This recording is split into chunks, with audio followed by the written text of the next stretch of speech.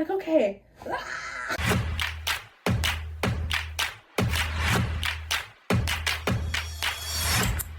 Welcome back to day 2 of postpartum diaries, a whole 17 days later. I'm gonna try to keep the drink trend going. Last time it was coffee, this time it's coconut water, next time maybe it'll be regular water, maybe it'll be juice. It should be a green juice. I need to stop drinking all that sugar. Whichever drink you prefer, grab a beverage, because today we are talking about my birth story. I know, at least for me, when I was getting closer to my labor, I was researching everything labor and delivery. I was watching birth vlogs. I was Googling the questions. What do contractions feel like? What I flooded myself with content, and a lot of it was like, my labor was terrible. This is why I only have 1 kid. This is what you can expect. You're gonna get ripped from top. Let me start by saying this is not going to be that kind of story. So as I mentioned in my last video, me and my husband were trying for a baby for a very long time. So by the time we had actually gotten pregnant, I had so much pregnancy knowledge in my brain where they're like, okay, we're gonna check for fetal movement. Yep, I know about that. What you wanna know? The fundus height? Like, we had all of the information that you would think you would need going into labor. I was getting towards the end. I was 39 weeks and 4 days when I delivered. So at this point, we had been walking, we had been researching, so we knew all the things to look out for. Funny enough, I took a picture of my belly the night that I went into labor. Like, we have a hallway in our mirror, and I was like, you know, I should take a picture of my belly, because you never know, like, when she's gonna come, when this is gonna be the last time. And my water broke that night. So November 19th, it was around like 3 a.m. and I was sleeping, and in my sleep, I was like, it feels kind of damp. I was like, damper than usual. Like, as you know, with pregnancy, it comes with a lot of dampness and fluids, okay? Let's just leave it at that. But I'm like, it's really cold. Like, it feels like there's a lot happening down there. I was like, you know what? Let me roll onto my back and see what's going on. As I roll onto my back, it just whoosh, like my water breaks, and I'm in the bed, and I'm like,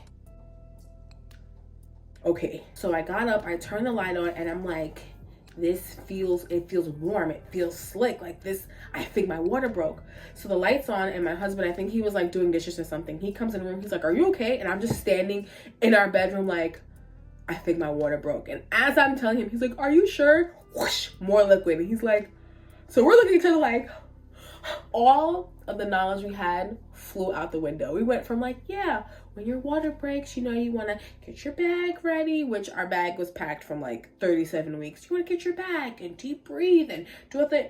We're looking at each other like, oh my God, your water broke. And I'm like, oh my God, my water broke. They have this thing we saw online. It was like, if your water breaks, you can cough to test like if it's actually your water, because like a lot more will come out. So he's like, do you want to cough? So I cough, whoosh. And then we start laughing, and we're like, oh my God, it's really happening. And I'm laughing, whoosh. Now, prior to my water breaking, like to labor and period, we were like, I'm gonna do it natural. We're gonna breathe and counter pressure on the hips, and it's gonna be you and me, and we're gonna get this baby out naturally. So in my head, things haven't quite hit the fan yet. So I'm like, it's okay, like, you have your tools. I'm just gonna freshen up, I'm gonna shower, and I'm gonna just put my clothes on, and it's okay. So my bag is packed, I'm changing, I'm getting my clothes ready, and the contractions are slowly starting to pick up. So I'm like, okay, it's fine. I'm gonna lay down. I'm gonna take me a little nap, because all the resources said, like, you know, when your water breaks, don't rush into the hospital. You're gonna be there a while, especially if it's your first baby. So I'm like, you know what, don't even worry about it. I lay back down, I'm trying to sleep. And then it was around 4:30, 5 o'clock-ish, and I'm like, oof, okay, maybe these contractions are ramping up. And that's when I called my mom, and I was like, yeah, can you come downstairs? I think it's go time. Now things are starting to like pick up. My mom is there, my husband's getting ready, we're setting the dogs up, we're finalizing whatever last minute stuff we want to put in the bag. And I'm like, okay, I'm getting them, and I'm breathing through it, because that's what they say, you know, don't tense up, it'll make it worse. And so you just, so the contractions are coming, and I'm a champ.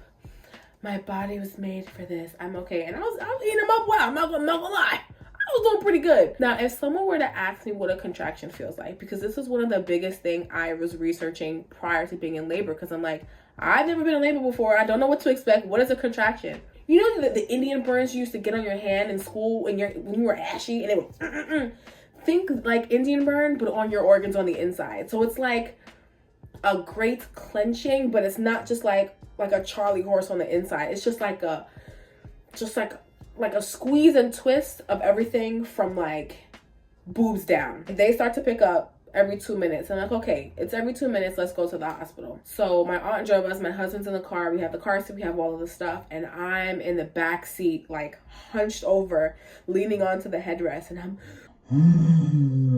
it started to get bad. But in my head, I'm like, no, I'm a champ, I'm gonna breathe through it. So they start tearing my ass up, okay? We get to the hospital. Now this is where things went left.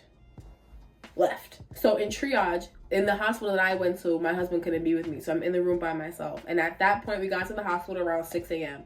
So my water broke 3 hours ago. So I've now been in labor for about 3 hours. Now it only got bad on the last back half of that. By this point, I'm every couple minutes, I can't speak. Like the pain has really, it's scale 1 to 10. When I got to triage, it was given like 7, 8, not gonna lie. But I still felt like I was okay because me and my husband had practiced. Like we did the little squeezy hips thing, and we're breathing, and we're using all of our tools. So by the time I got into triage, they have me on like the little slope table because they have to confirm that I'm in labor before they can admit me. So I'm on my back, but at this point the contractions are coming like every minute, and so I'm in a lot of pain. Now, in my head, I was like, I'm in a lot of pain, but if I'm making good progress, like I'm not gonna get any drugs. Like if I'm making significant progress, I don't feel like I need it. Like we're gonna write it out, and we'll do it natural like we wanted to. So they're putting me on my back, and at this point, what was helping me with the contractions was being able to move. So now I have the monitors on my belly. They have to sit me down, so I'm trying to I can't sit properly. So they're like, yeah, mama, you take your time, and I'm just breathe, and I'm like, what the hell else am I gonna do? So that point of being in triage where I had to be on my back, I couldn't move, I had on monitors, and then they checked me and they're like, yeah, so you're at a 1. I said, a 1? Oh, hell no. Give me the drugs. I'm thinking like if I'm at least like a 5 or a 6, I'm gonna write it out, no problem. Like a 1? Before you even admit me and get me to a room, get the drug people ready. Let them know they have another patient coming. So they confirm I'm in labor. They get me to a private room, and then my husband's allowed to come back in. One of the things I say about labor is like, okay, like your contractions come and go, so you get a minute to breathe in between them. And the contraction comes, and then it peaks about halfway, and then it's just riding the back half of the mountain. But my mountains, baby, it was so it's like as soon as the contraction would end, another one pick up, and I'm like, bro, like, where is the break that everybody was talking about? These contractions are not stopping. So the nurse that I had for my labor, she was super, super nice. So I'm holding on to her because I guess they counted it as a surgical procedure, so my husband couldn't be there, which sucks because, again, a lot of what I saw about people's labor were their partners being super present. So I get the epidural, they place it, and they do like a test pump. So they test pumped one of the medicine, and I was getting one, and I was like, oh, that wasn't too bad. Like, I felt it, but it wasn't terrible. They're like, yeah, girl, that's the effect of the epidural. Like, once it really kicks in, you'll be fine. So I'm like, oh, hell yeah. I told my husband, I said, listen, as long as they keep making them drugs, you can have as many babies as you want to, okay? One of the things that I said for myself going into labor, I was like, I'm going to be very flexible.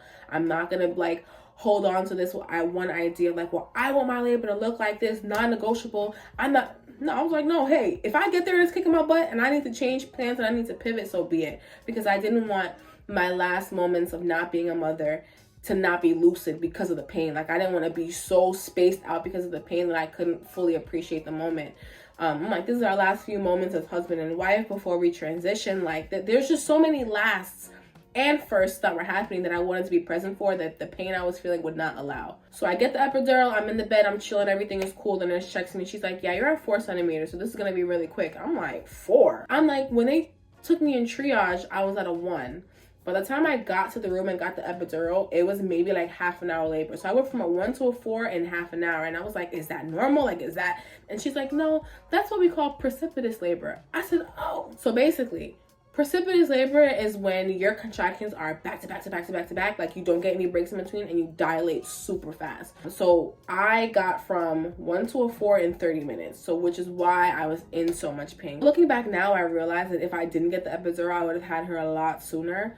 But once I got the epidural placed, I didn't lost my mobility. So I'm in the bed. But the issue was whenever they tried to move me, because you can still move when you get your epidural, it's just the nurses flipping you back and forth like a fish, just to get some kind of movement going to help baby descend where she needs to. But for my daughter, she did not like me when I was on my side. Like as soon as I went on either side, her heart rate started dropping. Like I'm like, as soon as I'm on my back, they flip me on my side, fetal monitors going off. They're like, okay, you just stay on your back, you just be cool, because she's not feeling it. They're coming in and doing their cervical checks. So cervical checks are basically something where they monitor your progress. So when I first got to the hospital, they checked me, I was at a 1. And I got the epidural, they checked me, I was at a 4. And they were coming in every couple of hours, and I didn't mind. You can refuse them, and it's not like a mandatory part of labor. Like when it's time to push, you'll know. But because I was drugged up, I was like, baby, I can't feel nothing, so get up in there. And they were like warning me, like, okay, mama, you're gonna feel some pressure, you're gonna feel some pain. And I was like, y'all have really good drugs here. I can't feel any of that. Check away. I would say the hardest part was not being able to eat, because I don't think I really ate that night before. And then my water broke, and then we went into the hospital. And by the time they get there, it's just like a precaution of, if you have to get an emergency C-section, it's dangerous to have food on your stomach because it's like a choking hazard, which was perfectly fine. Like I understand that. We were in the room from about 7 a.m. and I gave birth 9 o'clock that night. So that entire time, I'm just like, they're like, how you doing? I'm like, hungry. They're like, yeah, well, yeah, but like, how's the rest of it? No, it's fine. Cause I'm like, I'm drugged up. I can't feel anything. I'm great. Now all I can focus on is the hollowness of my stomach, besides the baby. So after the second shift change, we were there for about, I want to say like 10 hours at that point, 10, 15 hours. She came in and checked me, and she's like, okay, like you're at 9 1/4. So if you start feeling pressure, let me know, like call one of the nurses. And so I'm like, okay, no problem. And she leaves the room, and I'm looking at my husband like, is this the part where I have to push the baby out now? So I'm talking to my husband, we're talking, and I'm like, babe, am I having a contraction? Because like I couldn't feel the pain of the contraction, but I kind of felt the pressure. So like I knew when one was happening, but it wasn't painful. And he's like looking on the monitor, and because we were there at this point for so long, he knows what to look for. It's like, no, that's the baby's heart rate. She's doing good. No contractions. I was like, I think I'm feeling pressure. Like, he's like, you're feeling pressure? I was like, I think call her just to be safe, because I'm almost at a 10 at this point. So me feeling pressure wouldn't be the most outlandish thing. So call the lady. So we call her, she checks, she's like, yep, you're at a 10, like your cervix is gone, like we can start pushing. And so the people come. So first it was her and like maybe like 2 of the nurses. And she was like, we're gonna do a practice push just to see like if you need to like refine your pushing technique, if there's anything we need to adjust before, you know, we really get this thing going. So I do the practice push, and I'm and she's like, okay, don't push anymore. They're flicking the lights on. They take the TV off. You're in a room, but the lights come down from the ceiling. Dad wasn't there the whole time. They're calling people in, so things are starting to move quickly. So I'm like, oh, okay. People are moving like, oh my gosh, a part 2? Yes, it would be 27 minutes, and I can't sit through that. Can you? See you next time. About to have a baby.